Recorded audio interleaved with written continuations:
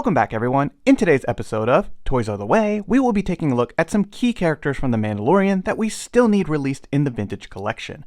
As Season 3 approaches, I'm excited to see where the adventure takes Grogu and Din Djarin, and what types of characters we'll be introduced to along the way. I'm sure we'll be getting some great figures in the future, but on the other hand, I'm also concerned that Hasbro may forget to go back and release some key characters from the first two seasons that we desperately need. So therefore, I bring you Collections Are Built on Hope, a series on the channel where we can share our thoughts about figures we still need in the Vintage Collection. So be sure to drop a like on this video and leave a comment down below about which characters from The Mandalorian you think Hasbro should not forget about. So let's begin with Greef Karga from Season 1 of The Mandalorian. This is a glaring omission from our Mandalorian collections. His debut bounty hunter boss look is my personal favorite, and this costume was prominent in multiple episodes of this series. While I'm grateful for his Season 2 look that was released, Greef Karga Season 1 is a much more essential figure for the Vintage Collection. He interacts with the Razor Crest and is one of the final pieces needed to complete our Navarro Cantina playsets. Speaking of the Navarro Cantina, this set will not be complete until the client is released in the Vintage Collection. In order for fans to recreate those final moments before the showdown in the Cantina, we will absolutely need the client. This Imperial Loyalist is an essential figure for any Mandalorian collection and shelf display. Next up, we have Dr. Pershing. While this character did not do a whole lot in the show, he is a key player in the mystery behind the Empire's plans involving Grogu. Additionally, he will be making an appearance in Season 3 of The Mandalorian, thus making him present in every season so far. Maybe Hasbro could leverage tooling from the legs from Lando Calrissian to help get this character into the Vintage Collection. Dr. Pershing's uniform also bears some resemblance to Galen Erso, adding even more mileage to the tooling if Hasbro was willing to invest. Moving on with our list, we have Toro Calican. The Gunslinger was a fun episode that took fans back to the planet of Tatooine, which would become a frequent destination for the Mandalorian. Toro Calican would be a nice addition to our collections. If we could get this figure along with the speeder bikes used by him in the Mandalorian someday in the future, that would be most impressive. And next up we have young Din Djarin, the Foundling. This figure is likely not on the top of many lists, but I personally would not mind a release of the young Foundling. He is the missing companion to our Mandalorian Death Watch figures, who need someone to save as they blast away super battle droids in our collection displays. Moving on, we have the ex-Imperial sharpshooter, Miggs Mayfeld. Bill Burr has already made his way into the 3.75-inch action figure form with the Morak tank driver release in the Vintage Collection. But just like Greef Karga, we need his Season 1 look. As leader of the Prison Break gang, who all interacted with the Razor Crest, Mayfeld and the rest of these characters are an essential start towards world building this episode. The Prison Break introduced fans to new but familiar faces in the Star Wars universe. Aliens such as Twi'leks and Devaronians have always been favorites of mine, so it was fantastic to see them as prominent characters during this episode. Xiong and Berg would be wonderful additions to our 3.75 Alien collections. Lastly, Q90, or better known as simply Zero, is the last member of the Prison Break gang who we need in the Vintage Collection. Hasbro released this droid in the larger 6-inch scale, but Vintage Collection fans will absolutely need this figure.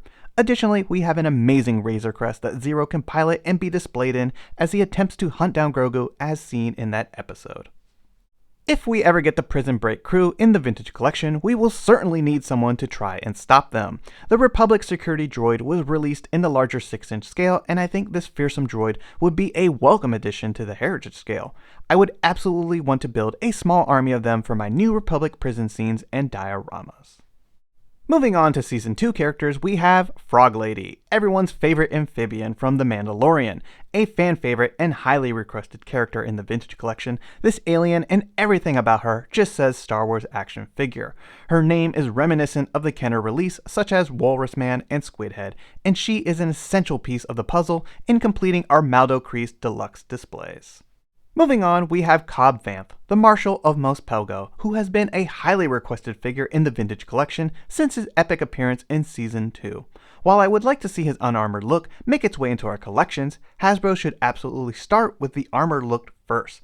Seeing as much of the character's costume is a Boba Fett armor, this should be an easy release, and I'm surprised we have not seen Cobb Vanth yet. Moving on, we have Peli Moto, an exceptional character who would make a fine addition to our Mandalorian collections. I could envision this figure packed in with pit droids, and it would be a fantastic addition to some of our Razor Crest displays. Or even better yet, the N1 Starfighter release, which has now been pipelined. Peli is a definite must-have in my opinion. Next up, we have Trapper Wolf and Captain Carson Teva. These characters would make excellent additions to our Rebel pilot displays. Trapper Wolf would be a simple repaint of the fantastic Luke Skywalker X-Wing pilot, making him a no-brainer. Captain Teva would require some new tooling since he's a larger individual, but the tooling could be used for an updated Porkins figure, which could easily be released in a Trooper 4-pack of Rebel pilots. Carrying on with our Season 2 focus, we have Morgan Elspeth, an absolutely must-have figure for TVC. We need a villain for Ahsoka Corvus to battle. Additionally, she offers a spear to Din Djarin. I recently made a simple custom as a stand-in, but hopefully Hasbro can deliver this character in the future. Fortunately, we have the Beskar spear thanks to the rescue set. Now we just need its original owner. Next up, we have the Corvus Scout Guard from The Mandalorian. This army builder would be an exceptional addition to our Mandalorian collections, but would also add an additional enemy for our Ahsoka Corvus figure to interact with. This is a must-have for recreating scenes in our collections, and is an essential Mandalorian world-building character. Additionally, Vintage Collection fans would appreciate the HK-87 assassin droids from the Corvus episode, adding to the world-building possibilities. HKs have been a fan favorite for a long time, and this character was released in the larger 6-inch scale. Droids and aliens are always appreciated in the heritage scale, and hopefully this character will be making its way into TVC collections as well. And lastly, we will need someone to lead these troopers in battle. We will need Morgan Elspeth's second-in-command, Lang, who was portrayed by Michael Biehn. I am a big fan of this actor, and seeing him in The Mandalorian was fantastic. He would make a great addition to our collections. And finishing off the list of key figures that we still need for our Mandalorian collections is Valen Hess. Thankfully, with the recent release of the brand new Imperial Officer sculpt in the Vintage Collection, I do not think we will have to wait long for this character to make its way into our collections, allowing fans to finally complete the scene with Din Djarin and Mayfeld in their Imperial tank driver disguises. I hope you've enjoyed this video and taking a look at some key characters that we still need from Seasons 1 and 2 of The Mandalorian. Hopefully one day we'll see these figures make their way into our shelf displays. But until then, remember that collections are built on hope. And don't forget to share your thoughts in the comments down below about what figures you think Hasbro should focus on from Seasons 1 and 2 of The Mandalorian. And be sure to drop a like on this video and subscribe if you're new to the channel. It really helps and is always greatly appreciated. Thanks everyone, and may the Force be with you.